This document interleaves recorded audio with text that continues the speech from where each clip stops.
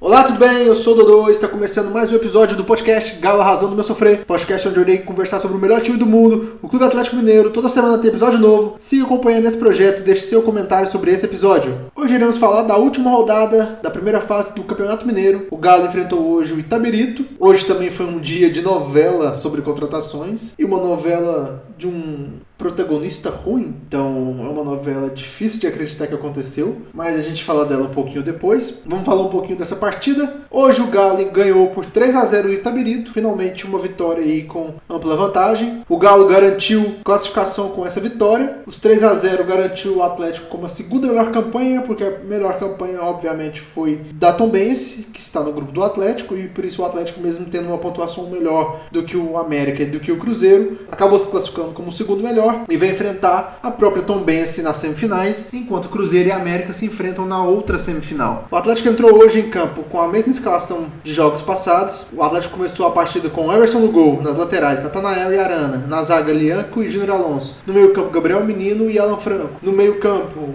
Rubens e Scarpa, e no ataque Tomás Coelho e Hulk. O Atlético manteve a escalação das últimas partidas, a escalação que vem funcionando e novamente funcionou nessa partida. No início da partida me chamou a atenção que o Atlético começou mais intenso pela esquerda, o que vem sendo raro nesse ano, né? O Atlético tem sido mais propenso a atacar pela direita, mas nessa partida contra o Itabirito, o Atlético começou com mais ênfase ali pela esquerda, mas mesmo assim com pouca criação, porque o Itabirito começou essa partida muito focado na defesa, com uma retranca muito pesada, então o Atlético criou muito pouco, mas o Itabirito ao mesmo tempo estava com o contra-ataque afiado no início aí do primeiro tempo, então conseguiu algumas bolas de velocidade, o time saía rápido para o contra-ataque, então foi um jogo ali que quando foi passando os minutos, o Atlético não conseguia criar nada e o Itabirito, com esse contra-ataque afiado, levou uma certa ansiedade aí, que o Atlético precisava do resultado, já que os resultados que estavam acontecendo na rodada do Campeonato Mineiro estavam sendo prejudiciais para o Atlético. E também aos 10 minutos o Gustavo Scarpa sofreu uma contusão. Provavelmente essa contusão atrapalhou todo o restante da partida, porque não foi uma boa atuação do Scarpa, foi uma das suas atuações mais apagadas do ano, e também estava sendo uma partida difícil para o Rubens. O Rubens estava assim brigando com a bola, errando alguns lances muito bobos, e aí vem aquele pensamento que eu sempre tenho de que o Rubens é um grande jogador defensivo, muito raçudo, mas que tem uma dificuldade técnica assim muito clara e que não dá para o Atlético ir para o Campeonato Brasileiro tendo seus meios como Gustavo Scarpa e Rubens, porque no alto nível isso não ia dar certo. Só que aí aconteceu o lance em que o Rubens brilha, que é o lance de raça, que é o lance da vontade, e o Rubens conseguiu roubar uma bola, passou por dois defensores, chegou na linha de fundo, cruzou para o meio da área, e aí o Coelho apareceu em velocidade, deslizando na bola, e abriu o placar aos 42 minutos do primeiro tempo, dando a vantagem para o Atlético e dando uma segurança, porque o jogo estava muito difícil, muito apertado nesse primeiro tempo. O Itabirito fez uma boa partida defensiva, e o Atlético não fez uma boa partida ofensiva. O Atlético não sofreu, o Everson fez apenas uma defesa no segundo tempo, mas nem foi tão difícil. O Atlético estava muito bem defensivamente, mas estava com sérios problemas de criação. Vou fazer aqui a meia-culpa que talvez a contusão do Scarpa tenha atrapalhado um pouco, e por isso o time não foi muito criativo. Mas aí veio o segundo tempo, que foi um segundo tempo parecido com o primeiro em termos da postura do Itabirito. O Itabirito em nenhum momento tentou ser agressivo contra o Atlético, mas errou mais passes nesse segundo tempo, e o Coelho, muito bem, novamente, foi lá em jogadas também de muita vontade, roubou algumas bolas e fez algumas boas jogadas, e aos 15 minutos do segundo tempo, ele botou a bola um pouquinho na frente, o zagueiro chegou um pouquinho atrasado, o juiz marcou o pênalti que foi cobrado pelo Hulk, e o Hulk fez o segundo gol do Atlético aos 15 minutos. Eu particularmente não achei que foi pênalti, eu achei que foi fora da área, e se fosse um lance contra o Atlético, eu ia ficar um pouco irritado de terem marcado esse pênalti. Foi um contato assim muito superficial para ser marcado o pênalti. Então eu acho que o Atlético foi um pouco aí beneficiado nesse lance, mas o Hulk não tem nada a ver com isso. Foi lá, fez o seu quinto gol, é o artilheiro do campeonato de forma isolada nesse momento, com 5 gols, e marcou mais um gol pro Atlético, mas hoje ele não precisou ser o Noé de sempre. De fato, hoje nem foi uma boa partida do Hulk. O Hulk teve uma atuação apagada, mas na hora do pênalti foi lá e marcou, fez a sua contribuição para a vitória do Atlético. Curiosamente, o Atlético entrou aí um pouco depois com o Júnior Santos e o Fausto Vera, e me chamou a atenção a entrada do Fausto Vera na partida, porque o Fausto Vera não estava sendo utilizado, e dessa vez ele foi utilizado utilizado de primeira, e isso levanta dúvidas sobre a situação do Otávio. Aconteceu aí boataria de que o Otávio poderia estar sendo negociado com o Fluminense, e logo depois dessa especulação, o Cuca já coloca o Fausto Vera ao invés de colocar o Otávio, que era o que ele estava sempre fazendo até esse momento. O primeiro volante a entrar era sempre o Otávio. Então, o que aconteceu hoje foi uma oportunidade para o Fausto Vera ou foi uma amostra do que vai acontecer, já que o Otávio vai ser negociado para o Fluminense? Vamos ter que esperar os novos episódios dessa novela que envolve o Otávio. Depois, lá pro final da partida, aos 46 minutos, o Daverson ampliou o placar para 3-0 num gol de rebote, num chute do Igor Gomes, que deu tudo certo. O Daverson fez o gol, mas o Igor Gomes tinha boas opções de passe, preferiu fazer um chute, o goleiro defendeu, deu rebote pro meio da área e o Daverson aproveitou, mas o Igor Gomes mostrou aí por que a gente não gosta muito dele, né? Mais uma vez tomando uma decisão ruim, e eu tô puxando esse assunto porque eu quero falar de outro jogador que tomou muitas decisões ruins, que é o Júnior Santos, que mais uma vez entrou mal e mais uma vez demonstra pouca capacidade técnica. O Júnior Santos é um jogador assim com pouca técnica, é um jogador assim, é o burro com velocidade. O Júnior Santos tem extrema dificuldade com a bola, ele brigou com a bola novamente, então se for esse embate aí, Júnior Santos versus Coelho, eu acredito que ele vai perder. O Coelho se mostrou um jogador muito mais inteligente, com muita mais capacidade técnica e capaz assim de conversar com o Hulk, conversar com o Scarpa, capaz de criar jogadas, e o Júnior Santos até o momento não tem demonstrado isso. Ele parece um pouquinho fora de forma também, é só impressão, eu não sou médico, não tenho notícia nenhuma sobre isso, mas vamos ver se com o passar das rodadas, com o passar do ano, ele vai melhorando, porque se for esse o nível do Júnior Santos até o final do ano, ele provavelmente vai ser reserva. Inclusive, ele me lembrou um pesadelo que eu tenho com o Atlético, chamado Michael Bolt. Mas falando um pouquinho sobre as atuações individuais, como eu sempre faço, começando com o Everson, o comentário que eu vou fazer com o Everson vai ser quase o mesmo para todos do sistema defensivo, é que eles não precisaram jogar hoje. O Everson participou pouco da partida, quando foi chamado para participar, fez uma boa defesa, então continua sendo um dos melhores jogadores do ano, mas hoje a gente nem precisou dele. O mesmo vale para o Natanael, uma partida mais tímida hoje, quase não participou do jogo ofensivo, e na defesa foi tranquilo. Arana, novamente, com dificuldades técnicas, mas também foi uma partida aí que não foi muito exigido na defesa, e no ataque que tentou algumas coisas, mas ainda está em fase aí de melhora. Na zaga, Lianco muito bem novamente, mas também pouco exigido, e o Júnior Alonso também não foi muito exigido, fez uma partida ok. O mesmo vale também para o Alan Franco, né, que é o nosso primeiro volante, um jogador aí que não tenta muitas coisas no ataque. A defesa do Atlético não foi exigida em nenhum momento, então por isso todos tiveram atuações tímidas, mas bem consistentes. Gabriel Menino tem sido uma grata surpresa nessa temporada, tem jogado bem. Eu acho que hoje ele errou muita coisa, mas é um jogador participativo no ataque, então eu acho que ele está sendo bem útil para o time.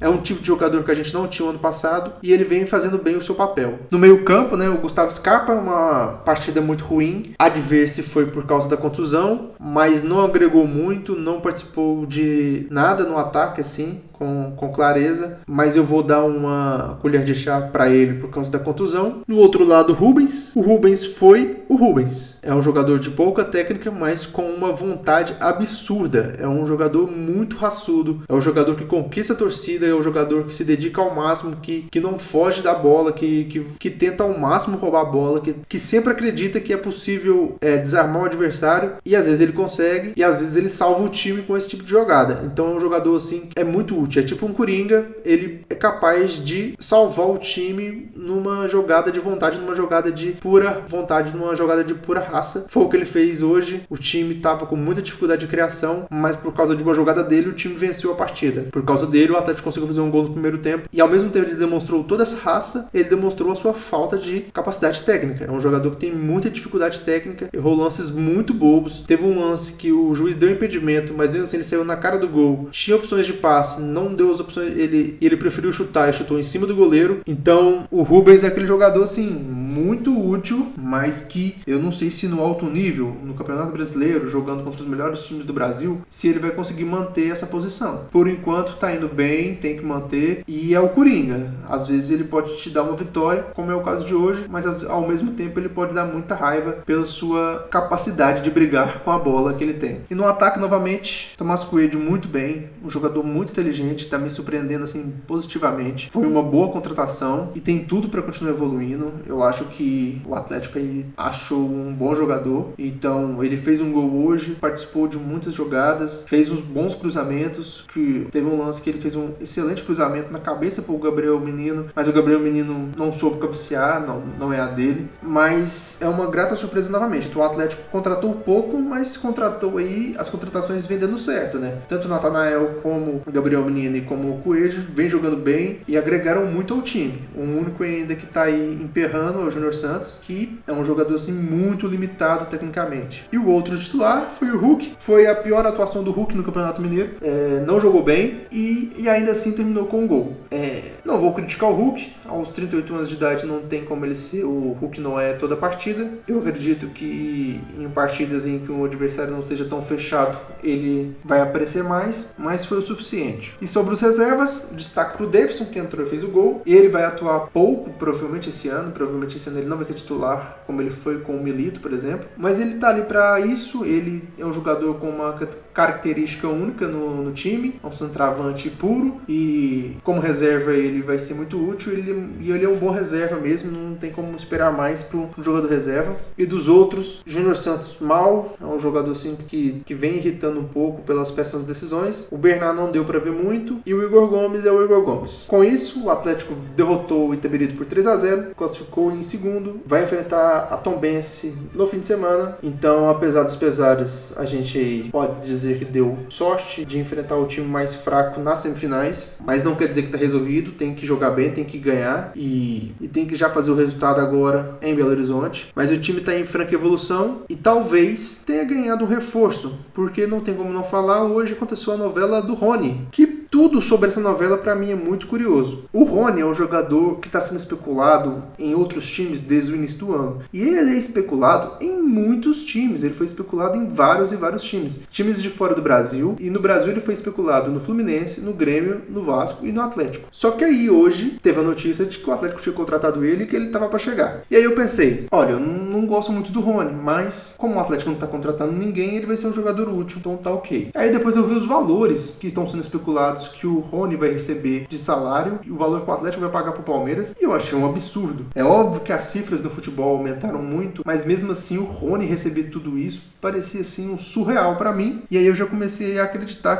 que não fosse uma boa contratação. E aí veio a notícia que na verdade o Galo tomou um chapéu pro Vasco, e que o Rony tinha acertado com o Vasco, tinha ofertado um salário melhor pro jogador, e que agora ele iria para o Rio de Janeiro. E aí eu fiquei feliz, porque eu falei, tá, o Galo vai passar um pouquinho de vergonha aí porque tomou um chapéu, mas o Vasco livrou a gente de uma furada. Só que o que estava acontecendo era ainda mais absurdo. O Rony estava negociando com dois times ao mesmo tempo. Só que com o Palmeiras, quem negociou primeiro foi o Atlético. E a Leila Pereira falou, não, a gente negociou com o Atlético, ele vai pro Atlético. Se não for pro Atlético, ele não vai para ninguém. E aí parece que o fim da novela é que o Rony vai vir para Belo Horizonte e vai jogar no Atlético. O que vai deixar uma situação muito complicada pro Rony, porque não pegou bem para ele essa situação. Ele claramente estava usando os dois times para receber o máximo possível. Provavelmente o nome dele foi ventilado em tantos times porque ele e o staff dele estavam espalhando para a imprensa que ele estava sendo negociado aí para os quatro cantos para tentar aumentar o salário dele. Então um jogador aí que também briga com a bola igual o Júnior Santos, igual o Rubens, vai chegar aqui em Belo Horizonte já com uma pressão. Ele já vai chegar com uma vontade da torcida. Ele vai ter que já chegar arrebentando, porque se ele não chegar arrebentando, já vai